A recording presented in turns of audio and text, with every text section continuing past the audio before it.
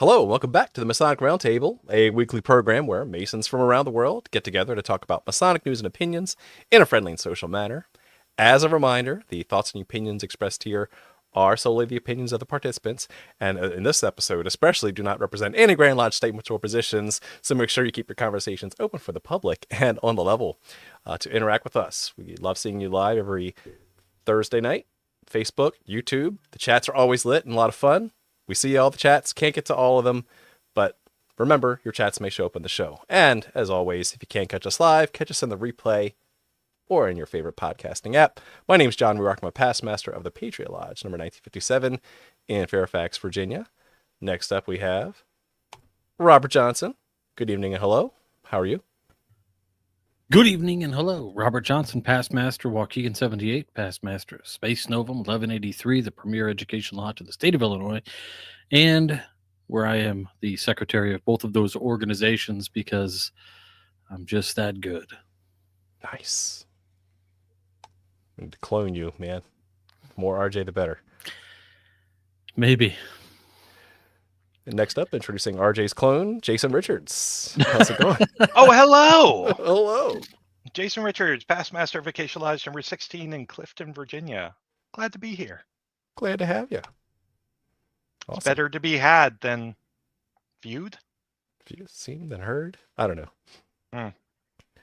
And replacing Joe for this week, we have the one, the only, Alex Powers from Historical Light. Great seeing you. Yeah. Probationary TMR host. Exactly. Thank you guys so much for having me on. Appreciate it. Of course. Yeah. And we're trying something new. We're actually simulcasting. Isn't that right, Alex? Where are we headed? Where are we simulcasting to? Yeah, we are on Historical Light over on Facebook and YouTube. Look at that. Tens Taking over. Tens of audiences added to this. So you're welcome. We are just dominating the Masonic space. So it's great to be here. Great to be here. Awesome. Yeah, look, even the internet is blowing up. I heard that a brand new hot Mason was joining the show tonight. So we've Yvette, you're doubled. making me blush. We've know, doubled our female viewership. Yeah, this is great. Yvette, you're right. It's Alex. He's steamy. He's steamy. Nice. Needs a shower. I need a cold one. You know what's also hot? Our patrons who support the show. Head over to patreon.com/the Masonic Roundtable. Right. This Historical Light, are they patron supported as well? Yes, we have one for sure. All right. Where would you find? I am a Patreon supporter. Where would you find the Jason, thank Patreon link for Historical Light? you can find it on our website, historicallight.com. It should be on the front page there. Support the show. Nice. So win-win. Double your Masonic efficiency. Awesome. Well, great. This is going to be a lot of fun. I can't wait to do this episode. So before we do, let's talk about efficiency with this week's tarot card of the week. Tarot card of the week.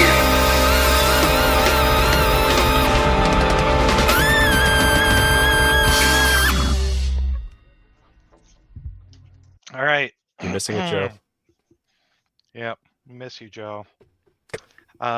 This week we have the True Black Tarot. And I was shuffling it earlier and two cards jumped out of the deck at me, and they are, I have to censor one of them. The Hierophant and the Lovers. And so what I will do is I will put those It's a twofer.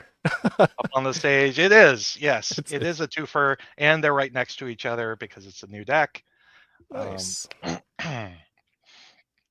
And like don't it. mind the finger is in the name of decency and monetization. it's keeping us PG Yes, for all the feels. yes. Yeah. Wild stuff. So I really like the way those look. They're amazing. Yeah. Yeah. So how would you interpret this two card spread then? So you have someone in authority in a religious context, but you also have harmony or sometimes Compassion. choices, Yeah, right? yeah. Duality, yeah. Hmm. Duality. And so,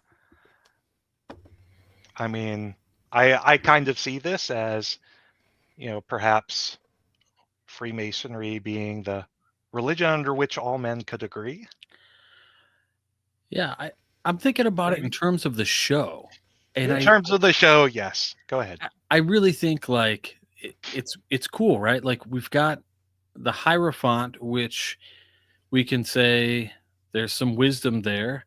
So let's apply that to thinking about efficiency, wisdom on efficiency.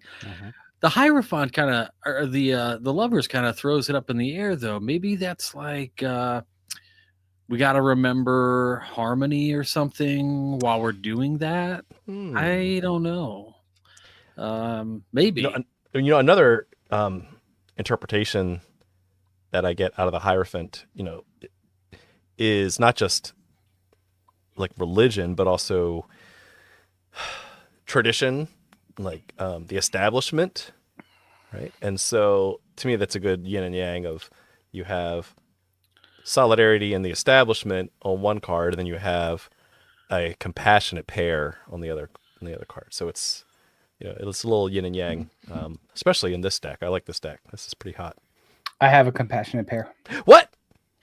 Joe snuck right on in. Hello. Hello. Did you play my song? We did. Of course. We could do it again. Thank you. No. No. Okay. All right. No, we're good. We're good. Right. What's Tarot card of the week.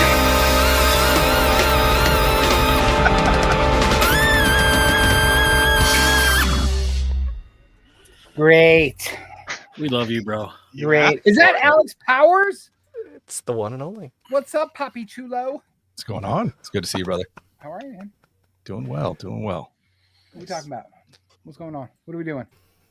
You know what? Let's do it. Let's talk about this week's episode. So, funny story. Dougal. Dogle, the Doggle, The doggle. Department of Grand Lodge Efficiency. So there I was, coming up. There you That's were, getting fired from the government when Yes, getting my pink slip when I said, "Hey, this would turn into a great TMR episode." And simultaneously, was chatting with Alex Powers, and Alex goes, "You know what we really need? We need a Department of Grand Lodge Efficiency." I said, "Holy smokes! Get out of my head!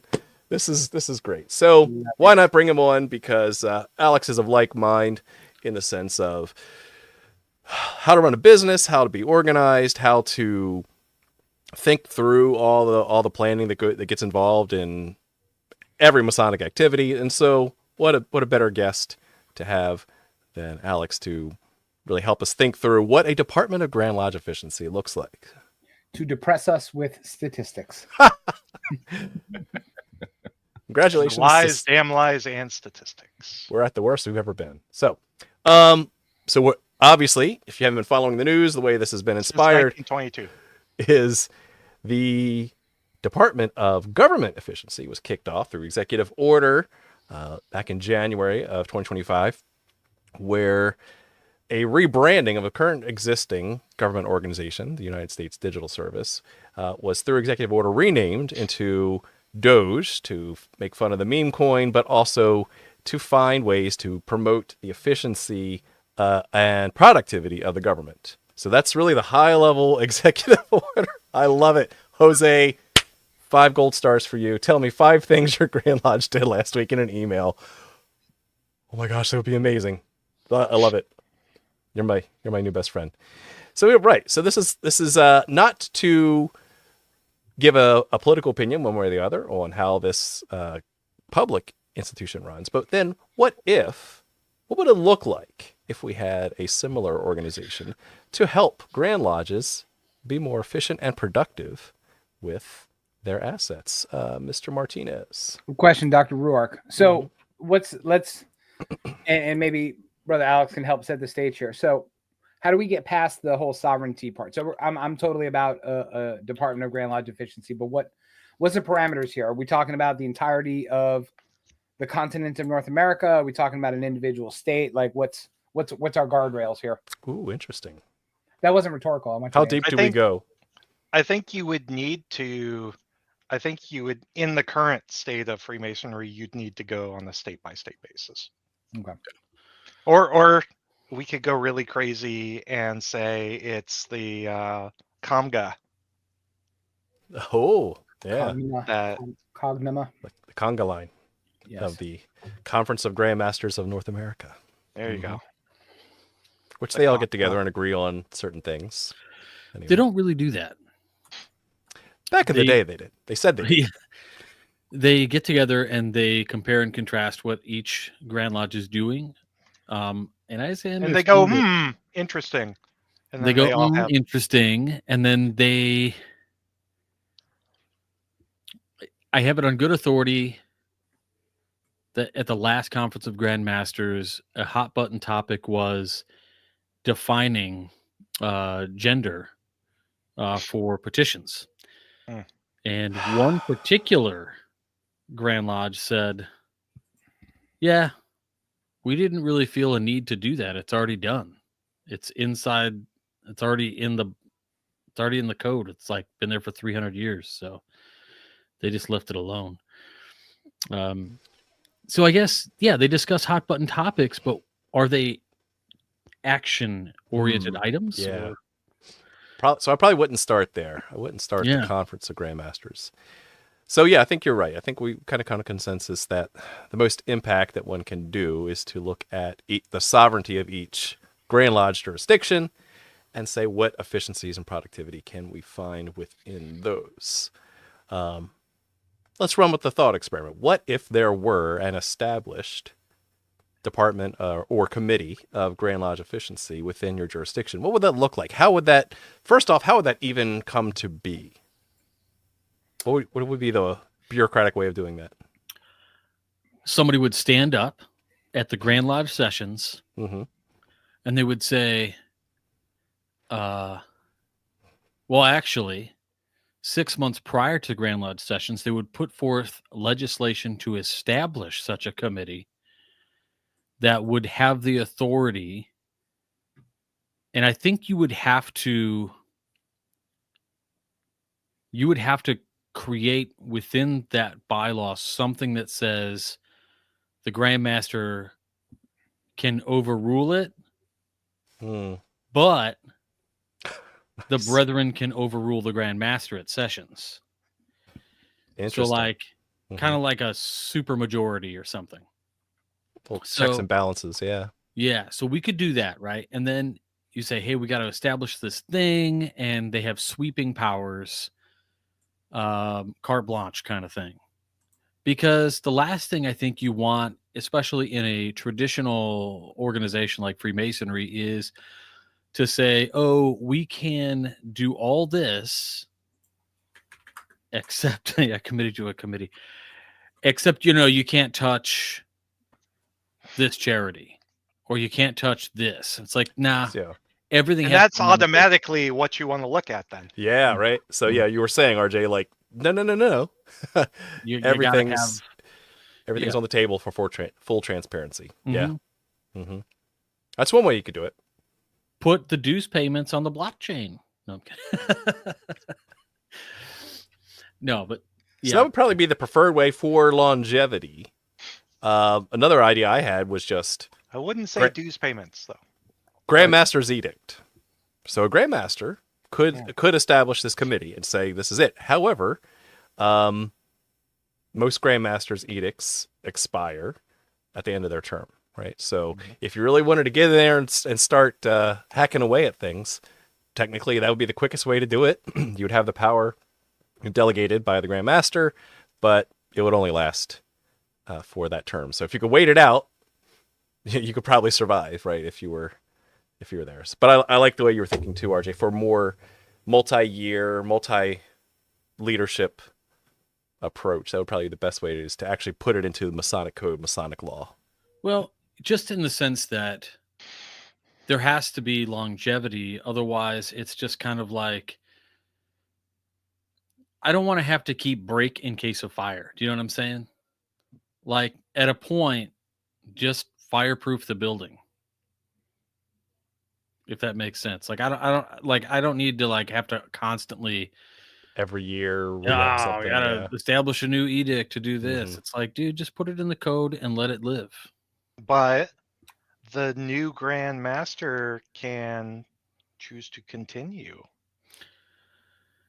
the Yeah. edicts. But like And dude, there are some Grand Masters that are smart, and they announce that they have obtained concurrence from the entire Grand Line below them that they will continue the edict. yeah. And I think if you could just play devil's advocate at that point, right? Which is, hey, if you kill this, you're hiding something. That's the politics part of it. Yeah, for sure. So what would the ground like? So I like the boundaries too. Like, what would the ground rules be of this? Like, there are no sacred cows, right? That everything's kind of up for transparency and being on the table for discussion. I think that would be a good first approach. What else for boundaries and guardrails? For I think this thing? everything needs to be done for the good of the craft. Ooh, I like that.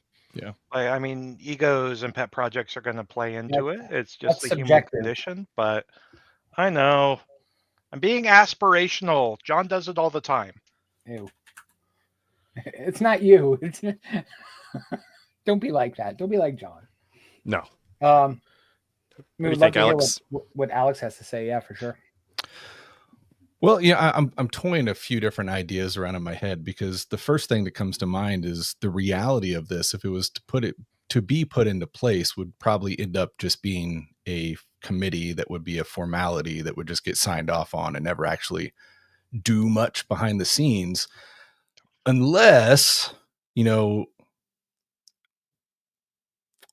we had a Grand Lodge. What were they going to call it? Or did call it the plan, essentially, right? They came together for a group of years and said, hey, this is our our constructive plan that we're going to work for, so it's not just a my year type thing, but the administration, this is our goal, this is our our mission, our values, etc. Nice. Now if you come by with that strategic plan is what I was trying to think of. So Mhm. we were going very, very heavy on that. Now if we can get back to a point that we work that into our strategic plan and look at it in a way of not we're not this is against the Grand Lodge or anything, but in the same ways, our Grand Lodge will hire in a third-party accounting firm just to make sure, the books are on par. Interesting. Same exact thing. It's a third-party audit, so to speak. That I could see being realistic and efficient if it was addressed in or approached in that manner. I like that. think that's a crazy idea to me. Don't hire a Freemason to be on the audit. An I mean- outsider. Mhm. Well, so it's like I think it's the Grand Lodge of Victoria. In Australia, they have an entire they have a CEO who is not a Mason, and and then an entire kind of secular business unit that heads that up.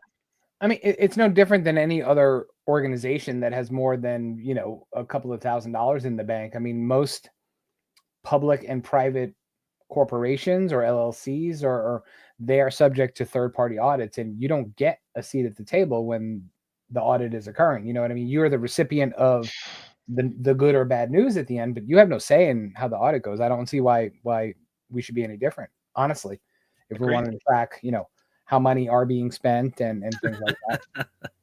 Audit the Grand Lodge. That's funny. Well, especially, I think, I'm not going to say under the guise of brotherhood, because that sounds like people are using brotherhood as a way to hide stuff. Sure, I'm sure that happens. But I will say that the majority, and I mean, I've gone through every U.S. Grand Lodge jurisdiction proceedings book for various years. I've looked, how you guys report your funds. Nobody reports funds at a granular level. Largely, Yeah, you get they're these kind of like giant, buckets of. they're giant buckets, and Yeah. they're very ambiguous. You mean they're kind of appropriation like? Yeah, it's just not. It's not sufficient, and making and allowing brethren to at a Grand Lodge sessions, let's say, voice an opinion and vote on things that are affected in the budget without showing them granular detail, in my opinion, is negligence. So, Mm. one thinks about, salaries and gifts from charitable organizations in money sense, profit sharing, all of that needs to be put out there. I mean, most members don't know that your Grand Lodge probably has profit sharing on some level. And it's probably not inside your bylaws, but I bet if you ask, they'll say, yeah. I mean, those are some of the things that I think are just like kind of scathing at a point that get overlooked. And efficiency, if we had a department of efficiency, might call some of those things out. Yeah. Right. I think one thing before we dive deeper on that is another idea came to mind. I think another thing for the boundaries of this would need to be of the authority to execute. Right. So they need to have the written authorization to act on behalf of the Grand Master or the Grand Line as well. Yeah. So that way you can't have some lodge going, I didn't vote for this, right? Who are you coming into my lodge telling me you need to look at my it literally secretary's happens now with I most know. Grand Lodges. Like, you've got an autocrat who can do whatever he wants and doesn't need to ask permission. So I don't think that said autocrat would give up his autocratic powers to a civilian, Yeah. His Alex Powers. Yes. His Alex Powers. Yes.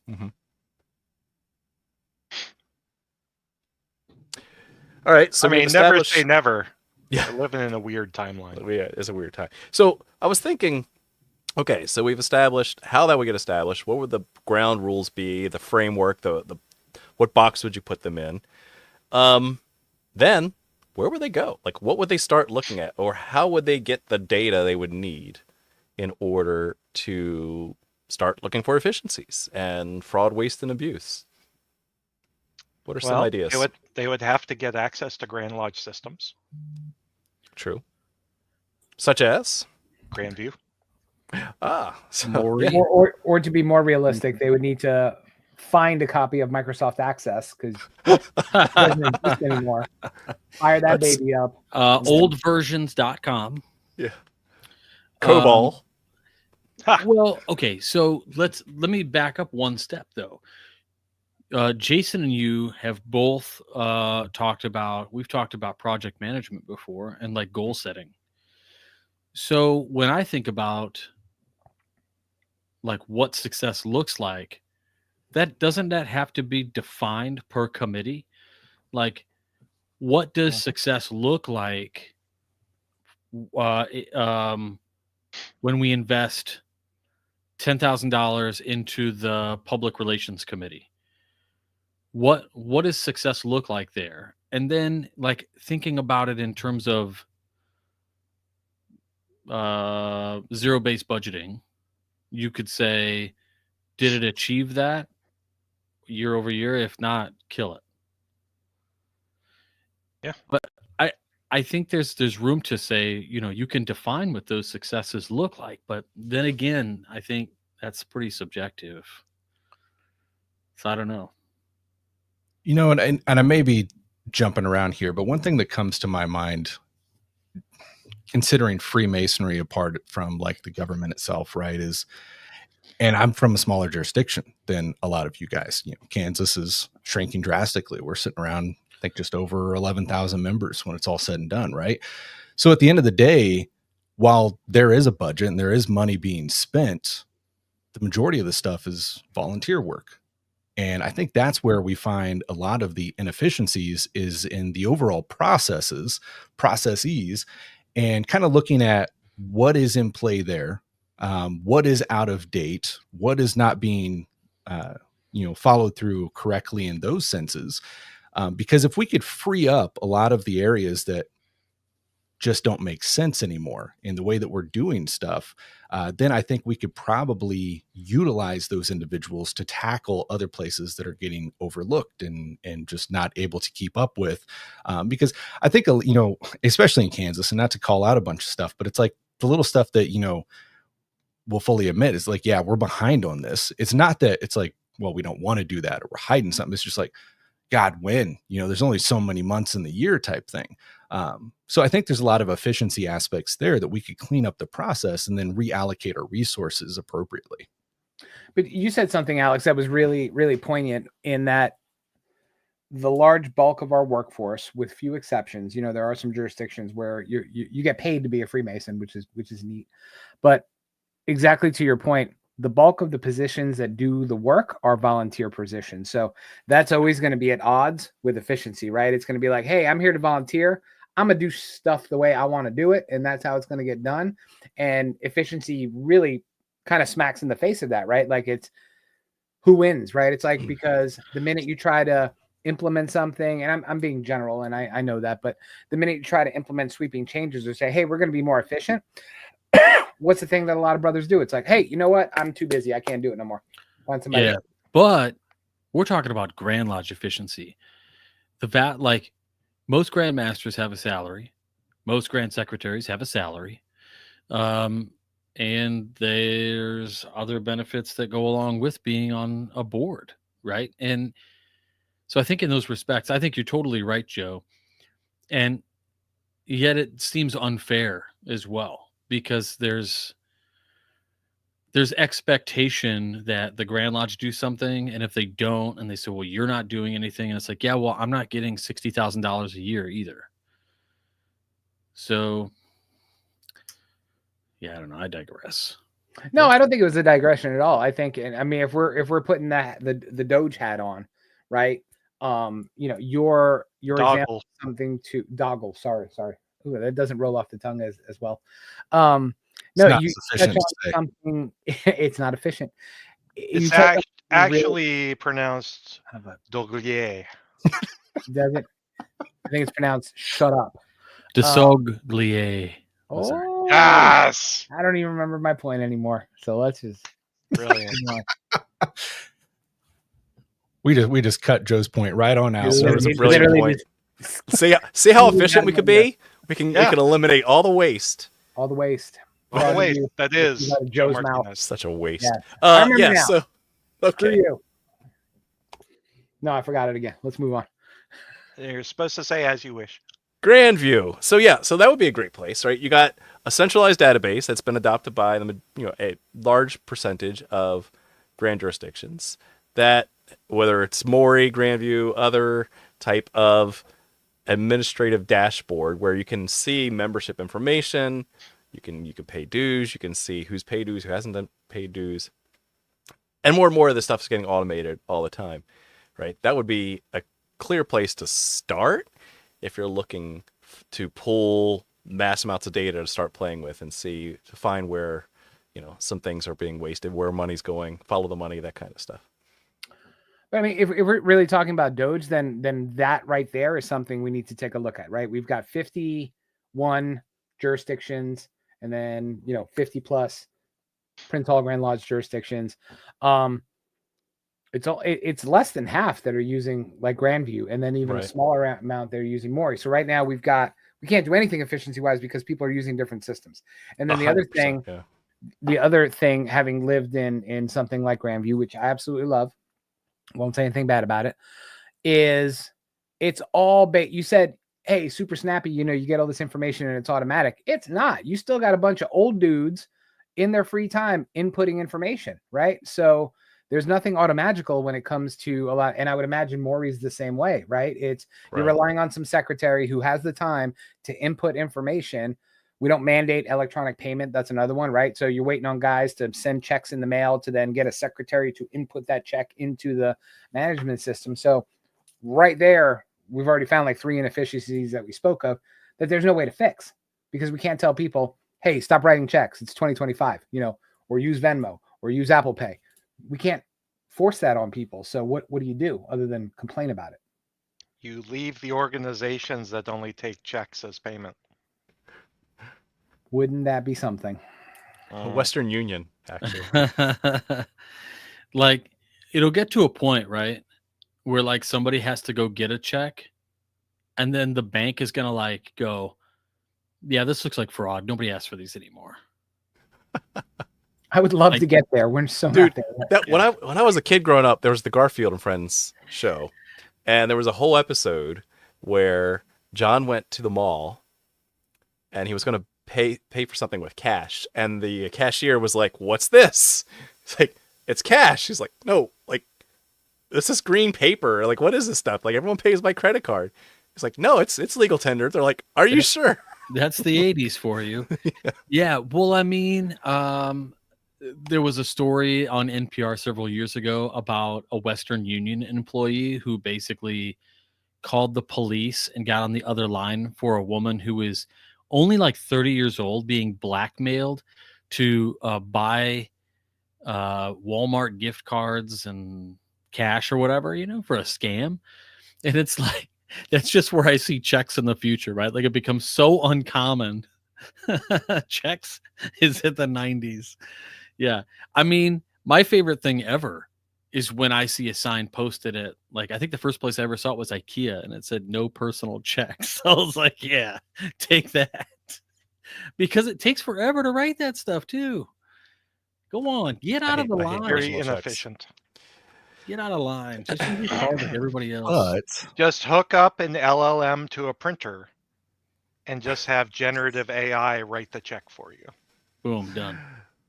I will say, as a business owner, I appreciate getting a check in the mail because I don't get a chunk taken out of it. There you go. Adds up. Does add up. I mean, let's That is fair. just pretend that the bank doesn't You also call that charge tax business evasion. fees. Now, I know did- you're talking about credit card fees.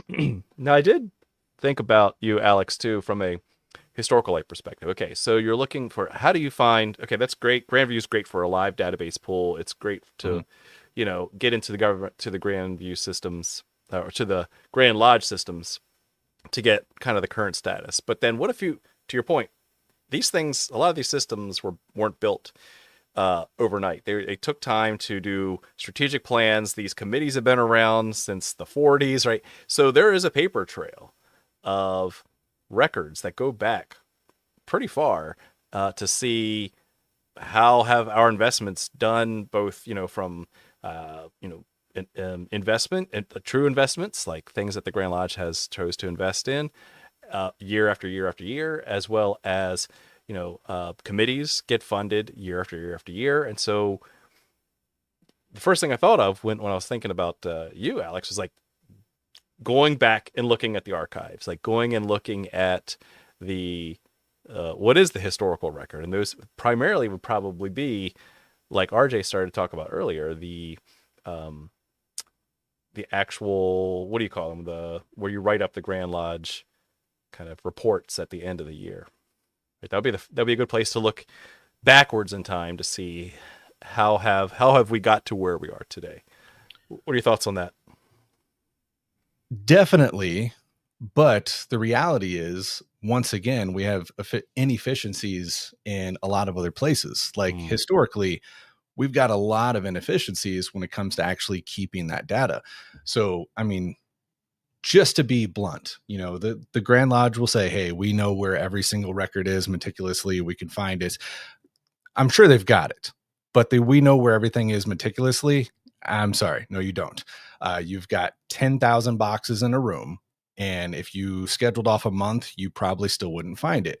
So being able, there comes the point when it's like, okay, we have the data, but do we? Because you can't really verify it. And at the same time, if you can't effectively locate the data, is it even usable at that time? Like, can you even consider it? Because then it becomes a full-time career just to look at one thing.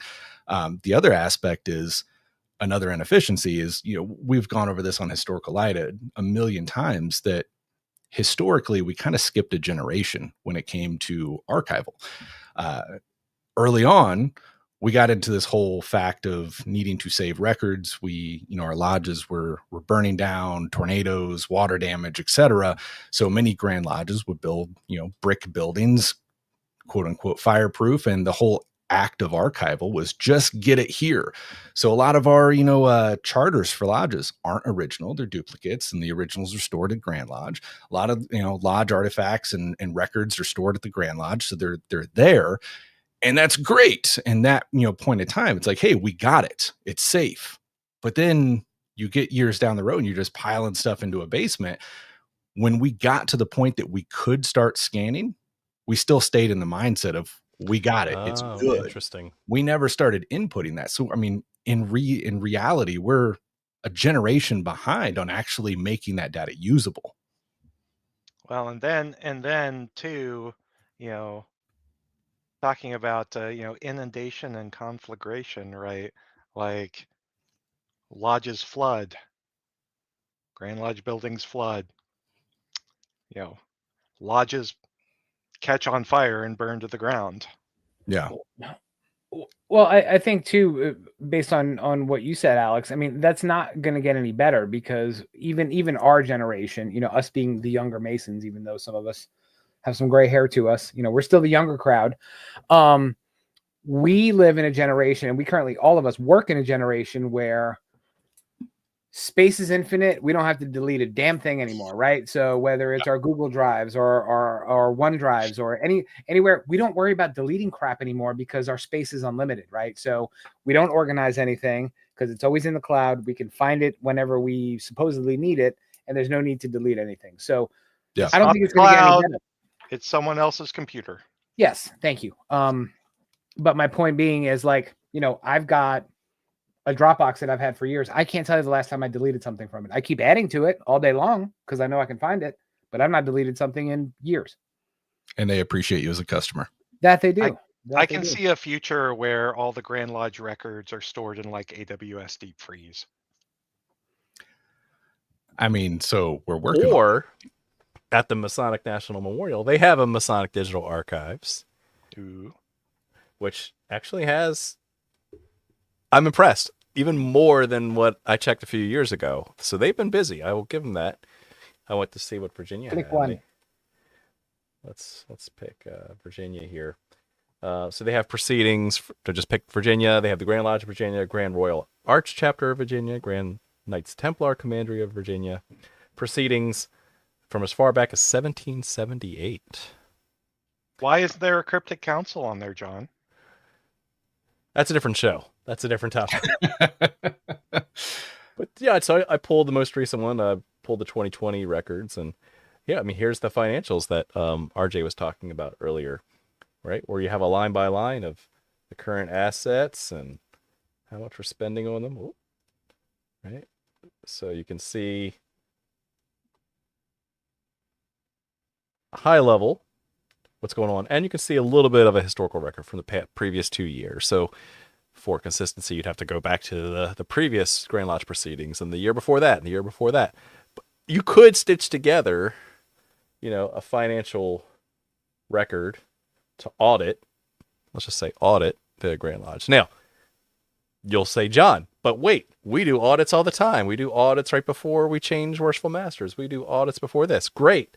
Has anybody done anything? Has anything actually changed? Has anything been stopped? Because you're like, that tradition that, past Master Billy Bob from the 40s, established? We're still doing that picnic, even though nobody shows up, and we spend a lot of money on food, and we have to throw the food away every year. But we account for it. We audit it. We put it in our budget because that's what we've done the year before, right? It's taking that next step, which I think is really important if you had a Department of Grand Lodge Efficiency to do this. And here's a point that I'll elaborate on. The one thing that I really liked, my two favorite government organizations, which is really hard for me to say those words as a libertarian, is the Congressional Budget Office and the Congressional Budget Office and the Government Accountability Office. Okay, so Congressional Budget Office, they tell you how much things are going to spend or how much are going to cost for all the spending that we do, and they do projections all the way out for 50 years. And then they also, the Government Accountability Office says, how is the government doing, right? So you think, why do we need DOJ if you have those at least those two organizations and probably more? Until I found out that Congressional Budget Office only does the projections on what they're congressionally mandated to report. In other words, Congress tells them, here are the inputs. You're going to have to trust us, bro. This is what we are going to tell you to project. And they say, okay, here's your projection. We know it's wrong, but you told us this is the parameters. So they can only do what they are mandated to do by Congress. And so, for example, if you look at the history of their debt projections, the national debt, the Congressional Budget Office is usually off by 13%. The funny part is they're usually off by 13% every year. So if you can kind of, close one eye, turn your head, and add 13%, and you're probably closer to reality. You think Separate they just conversation. adjust the forecast, but Yeah, they should. Not allowed to by Congress. And then Government Accountability Office. It's in their name, accountability.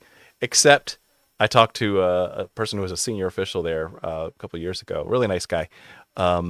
He said he loved working there, except they weren't allowed to recommend anything for cutting or anything like that. Their job was to say, as a third party, we're coming in. You said you were going to spend $12,000 on your strawberry festival. We looked at your records. You spent $13,000 on your strawberry festival. Therefore, you probably shouldn't spend that extra $1,000. Okay, thank you. We're done. Not that strawberry festival needs to exist at all, but they just said, you said you were going to spend 12. You spent 13. We looked at your records. Have a nice day. So it's no teeth. There's a paper tiger at best. And this is what we want to see when we're looking at, can we take that next step? And could a Department of Grand Lodge efficiency say, do we really need to have this life membership and perpetuity program? It's really not getting us the gains. We've done the projections. It's not netting us any profit that's going to sustain the Grand Lodge past this year, right? Have those kind of hard conversations, just like you would with your family doing a budget, for example. Thoughts? Well, I think to some degree, just like we see all these commercials on, TikTok and stuff about budgeting apps, like when you've got a lot of these budgets at the Grand Lodge level, I guarantee you there's stuff that's just been passed along for years. And it's like, oh yeah, we know what that is, but have you really considered, do we still need that? Or, maybe for, the printers we rent for the office. I mean, we haven't looked at this in 15 years. So should we shop around and see if, we could save some? What about internet service, stuff like that? I mean, there's a lot of places there that I think, a kind of third party look of, okay. And again, coming at it, not at an angle of we think you're doing something wrong here. Maybe you'll find some stuff, who knows? But at the same time, if you're looking at it from a strategic plan and saying, hey, we're trying to get to A and B efficiently and, put ourselves on a better path. Let's look here and just put our heads together and make sure we're doing everything in the best way that we can. I think you're definitely going to come across some stuff that we could cut this, we could change this. This is, going to move stuff around. One example that's going to piss a ton of people off. But yeah, I'm sorry, it is what it is. In today's world in Kansas, we're down to 11,000 in membership. When you go to installation, which we're having next month, 85% of the room is getting installed. Do we need that many grand appointments? District deputy grand masters. Great guys, have nothing against any of them. Sure. But in today's world, we don't even have districts in Kansas. The positions themselves. Correct. Oh. To my earlier point, if we right now, we did away with districts, but we still have our area deputies and we have our district deputies under them.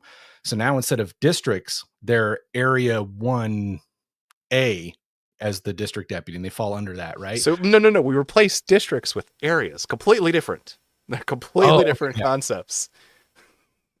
So yeah, exactly. But we still got all the positions that go along with it. Now, within that, the one caveat I've caught on that, because I've said before, do we need this? Is, well, there's no way in hell an area deputy can do all the visits. I agree with you. Do they need to? Because besides the, hey, the back of your lodge is falling off, what do we actually get from our official visits? Because the majority of the time, the bulk of that meeting is the official words from the Grand Master that the majority of the room serves in one official capacity to another. So they already know that. Plus, it goes out on social media and email and everything. They've already heard this 10 times before the district or before the district deputy ever gets there. So, like, is that the most efficient use of that role? And then when you look at that, if we did away with that, there is cost and effort and so forth that goes into having those roles. So by reformatting stuff like that, not only could we get stuff done by utilizing those guys and some like, hey, let's get these guys Kansas Lodge Research archival kits and start scanning some stuff. That'd be amazing. But you kind of see where I'm going there. It's a domino effect. Dr. Powers, question. Yeah. Joe Martinez, LLC. So what about who's going to do all the pomp and circumstance that comes with an official visit? Okay. Like, I understand paperwork and that's great. And audits, those are cool, I guess. Who's going to do the altars and the grand honors and the walking and all that? When is that going to get done, Alex? Answer that question. I don't have all the answers, man. I don't have all the answers. Could it You know who does? be done? You know who does have all the answers? John's going to love this. So while y'all were talking, I asked ChatGPT to pretend they were. Can I share? I'm not allowed to share screen, John. Yes, I you asked can. ChatGPT to pretend to be the Department of Grand Lodge Efficiency and pick the top 8 things that it would do doing this, in real time in Grand Lodges. The first one was reducing the influence of past masters. Oh, wow. This was right. It's going to get better. It's going to get better. So, Can we I'm reduce excited. the influence of past So grandmasters? far, off to a great start. yeah, revoking automatic voting rights and eliminating the past master's jewel and giving them a lapel pin instead. Okay, and then it also tells you what awfulness is going to happen once you actually enact this. They get better. They get better. Watch. Okay, so number 2, Grand Lodge officers reduction by 50%. So some workforce improvements here. Afuera. Merging district deputies and grand lecturers into a single office, the Masonic Oversight Officer. Taking all these fun jobs, historian, orator, and librarian, into one. The Wait. The Masonic Oversight Officer, the MOO. The MOO, yes. Eliminating assistant grand positions just across the board. You don't need them. Not being done. Yes. So that's a good one. Next one. Selling off lodge buildings and Grand Lodge buildings. Okay. Annual communications are now Zoom. Grandmasters delivering speeches via pre-recorded YouTube videos. And my favorite, the Grand Secretary's office is moved into a WeWork space. Wow. I could feel a disturbance in the force with they get better. Chris Hodapp and the closing of Grand Lodge buildings. Following up on that, moving lodges into shared spaces. Nobody gets their own building anymore. Selling off the property. No more dedicated lodge rooms. All your artifacts go into one little pool and you pull out stuff. I think just that one alone is so incredibly insightful, actually. I mean, just think about all of the red tape that everybody's always like, oh, we can't do this because we have a building and we have codes and a 501c and we can't do this and red raffles and drinking, and it's all gone. All gone. Here's my personal favorite. The Masonic Economic Stability Standard. So making your lodge dues commensurate to what they were worth in the 1800s. So $150 this year would have been $1,200 in the 1800s. And then you have to pay a Grand Lodge service fee. That will answer all of Alex's I'd rather have checks answer, because you got to pay a service fee anytime you do something now to the Grand Lodge. Oh, you want to do it the old way? It's going to cost you. That's right. Service fees. I love this. There's a couple more. The Masonic Titles Reduction Act, reducing all honorifics, getting rid of illustrious, right worshipful, all that good stuff. Oh my gosh. Grand Treasurer, Grand Secretary, all Grand Lodge officers are now called Masonic Administrators. Getting rid of York Rite Body and Scottish Rite titles, and everybody must be called brother. Yes. Holy smokes. Yeah. Jason, what's the line about being on the level? There's so many of them. So real quick about like Oh. eliminating titles, they already do that. It's like the whole government thing about like, hey, we're intellectual and people of today and cosmopolitan. We don't need DEI initiatives anymore because we live that. That would be the same article that Grand Lodge would use. Like, oh, we already just tell you to call us brother. You don't need a law saying we have to be brother. Yeah. If it's already done, then why don't we just already encode it done. real quick? Until you get in and trouble. call it a day? Here's one that Jason's gonna love: merging appendant bodies together, merging the York and the Scottish Rite into one thing. Maybe the most okay. Hot take. There is one degree, the Knight Mason degree is the most redundant degree in Masonry. Like 3,500 different bodies put on that degree. So you know what? It's time to just put the York right, maybe? Put it right back where it came from. I like the Shriners, Grotto, Yeah. and Tall Cedars are combined into the Masonic Social Order. I like the next one. I like the next one too. Eastern Star, Amaranth, and the White Shrine are merged into a single organization. And it would be clandestine. Boom. Per UGLE, yes. And then I actually did not like this one. This is the one I disagreed with. No more refreshments after lodge, citing health and safety. Okay, keep that one. No. Go to hell, ChatGPT. Yes, we need. If John we need can't have food. his alcohol, Yes. we're You done. know, No one's the funny having thing- anything. The That's funny right. thing is, you read through a lot of those, and we're talking about getting rid of lodge buildings, Grand Lodge buildings, et cetera, especially on the local lodge side of it. I don't know how all your guys' jurisdictions are doing, but like the reality is, and I've said this for a while, within the next decade, 15 years at the tops, like the face of Masonry in Kansas, at least, is going to change dramatically. I mean, the age of our buildings, but even outside of that, the average age of the members, and then who you've got left to pay for the buildings, what those buildings are costing, the property tax on those buildings. I mean, I can tell you, especially in the Kansas City, Johnson County area, just the property tax is just killing so many lodges, especially if you have a parking lot.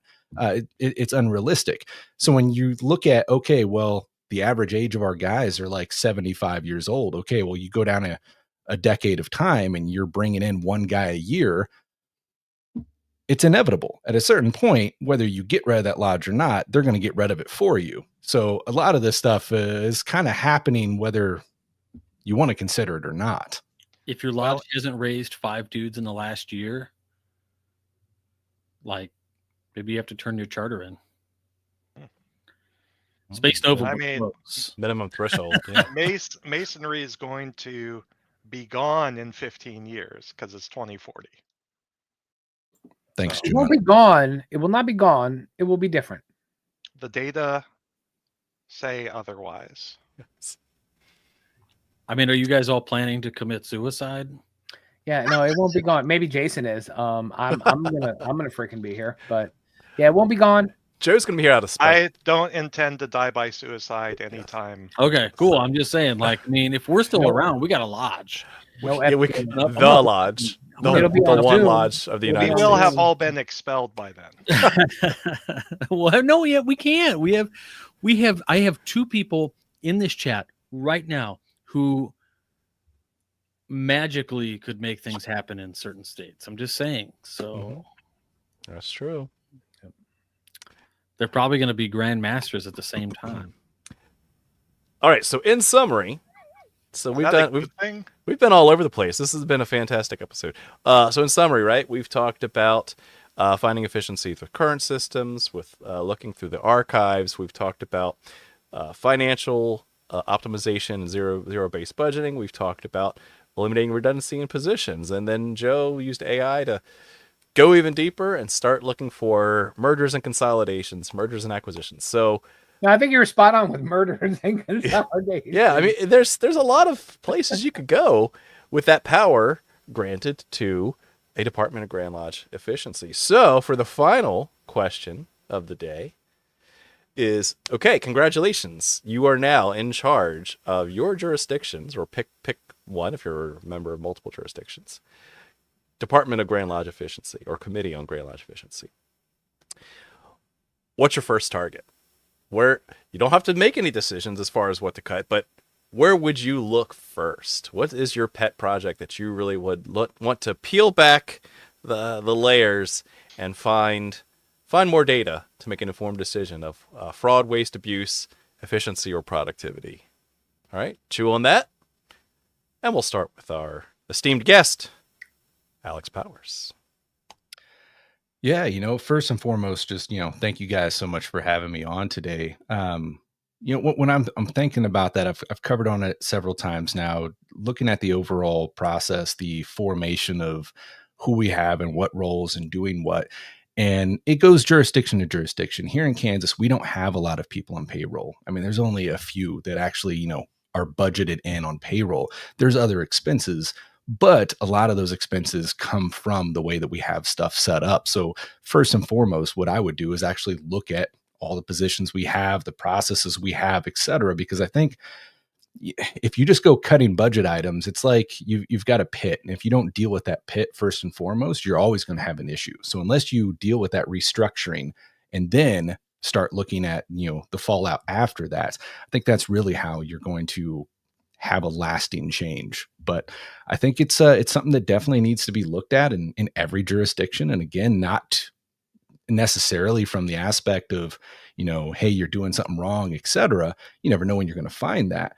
But coming together as brothers, a strategic plan saying we want to be better as a jurisdiction. Let's relook at some things, come together and make this better for all.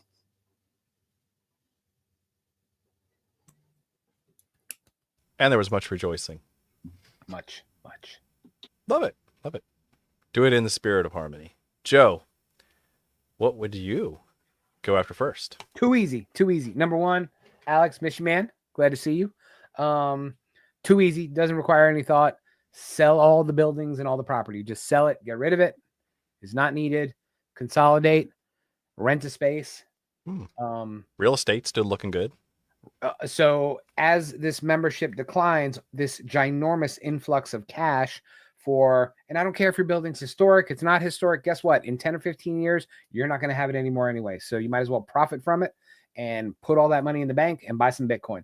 But honestly, sell all of the property. Yeah. Sell all the buildings, sell all the property, take all that cash and start to prepare for the future. Like, what is Masonry going to look like? Are we going to be meeting in John's basement, opening a lodge? Probably in 15 years. We'll have to just have a roving lodge where we all meet in our basements. But yeah, I would take advantage now and start to plan to be a more mobile organization. Interesting. I like it. Good idea. RJ, you're in charge. Where are you going first? Yeah, I think first, looking at my Grand Lodge's budget, I think 2020. And so 2025 is only going to be more inflated likely. My first thing is this giant umbrella that we have that says programs for membership / lodges, and it's earmarked at $388,500. I want to know what that is granularly.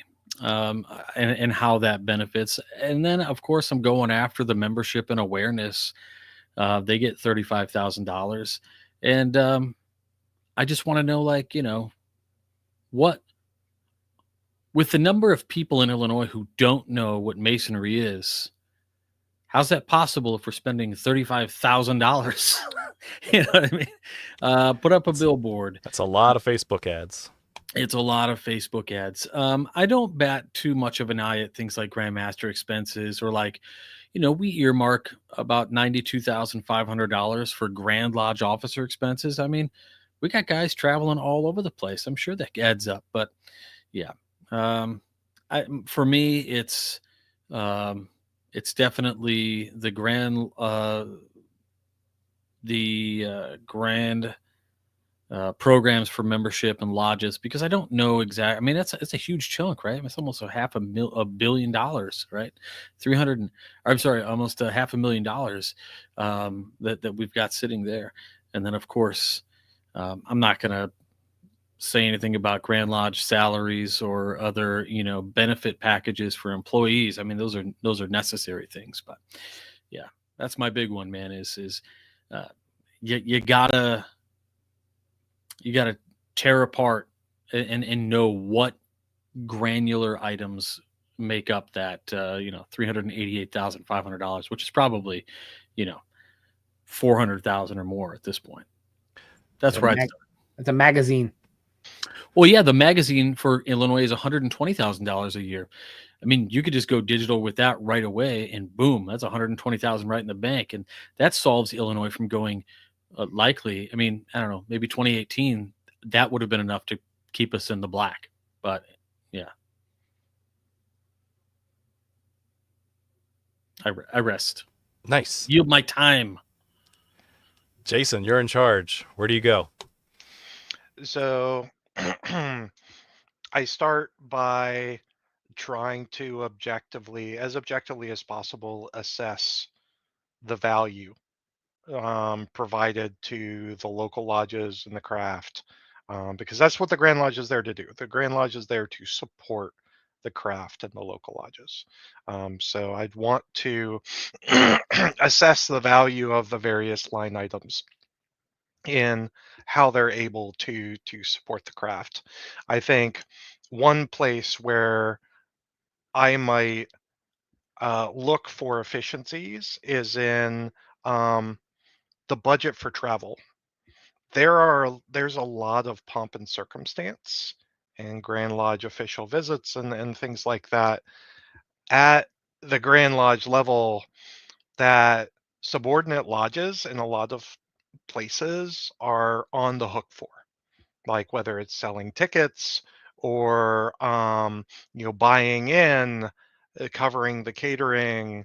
That to me is a tax on the local lodges, and like I'm not necessarily sure that the value proposition is worth that fiscal imposition on lodges, a lot of whom are struggling financially anyway. Um, but of course, I would want to cut some things to make allowances for programs that I would want to put into place, like a dedicated records preservation um, function at the Grand Lodge level. But we're not talking about that. Well, I mean, that's a great point, because if we find efficiencies, then we should be able to reallocate that into something else, right? So you're not asking for more money. You're not going over budget to start a new initiative. You're actually saving money by reallocating. So that's a great So- idea we didn't even talk about. It's solvency first, right? And so what I would want specifically would be for the Grand Lodge and by extension the subordinate lodges to achieve fiscal solvency. So we either do that through raising of per capita and dues, or we do it through trimming our financial obligations. And once we reach that point of solvency, then we can really look at, okay, where do we get the biggest bang for our buck as far as supporting our local lodges I love it. and empowering them to work. Indeed. Yeah. Need to sell in your Masonic Lodge? Call the Grand Real Estate Agent. I love it. I might call you, Yvette. I'm looking at something. There you go. Racine, Wisconsin. All right. So, final thought for me. Yeah. So, my answer is really kind of interesting and nuanced. First thing I'll say is that there's a question here, like, what? There's a magazine. So yes, even in Virginia, we have what we call here the Virginia Masonic Herald, and that has an annual operating budget of about 11 grand. And so they print out hard copies once a quarter and send those out to every Master Mason in the state. So yeah, there's 10 grand you could save right there. Make a nice PDF of it and email it out. If someone wants to print it off, they can do it at home, or have some on-demand publishing service do it for them. But yes, offload that, save 10 grand. There you go. What's the 21K just for contributions? Well, because we give money to things, and don't worry about that. But just look the other way, right? So you look for the big numbers, and that's where I was going to head to. Is when you lay all the cards on the table from a lean perspective. So this is a little bit of my Lean Six Sigma background. What you want to do is actually focus on the biggest impacts first. So if you're looking to optimize a process, it doesn't matter if you optimize the little things. You have to actually optimize the bottleneck, or else the entire system won't flow as efficiently. So that's why beef with Doge out in the government is they're going after the edges. They're doing good stuff, but it's pennies compared to what they could be focusing on. There's some sacred cows that they're not ready to kill. And that's really the takeaway here is if you really want to make an impact, then you have to look at the things that are making the most money for or making the greatest impact to Masonry, however you want to define impact, right? If this one event is, getting new members, then keep doing that. But on the other side, if this building that we have is falling apart and it costs more to maintain it than it does to the benefit it gets to the craft, now we need to sell it off. But the goal is you have to look at it at the macro and say, what are the things that are actually doing the greatest harm, and start there. You can't look at these little pet projects. You can. You're not going to get the maximum efficiency. So that's just something to think about. Think about in your grand jurisdiction, right? What are those things that are either costing a lot of money or have a lot of even personal investment, not even financial investment, just blood, sweat, equity put into these things that aren't generating the value, to Jason's point, the value proposition on the outside.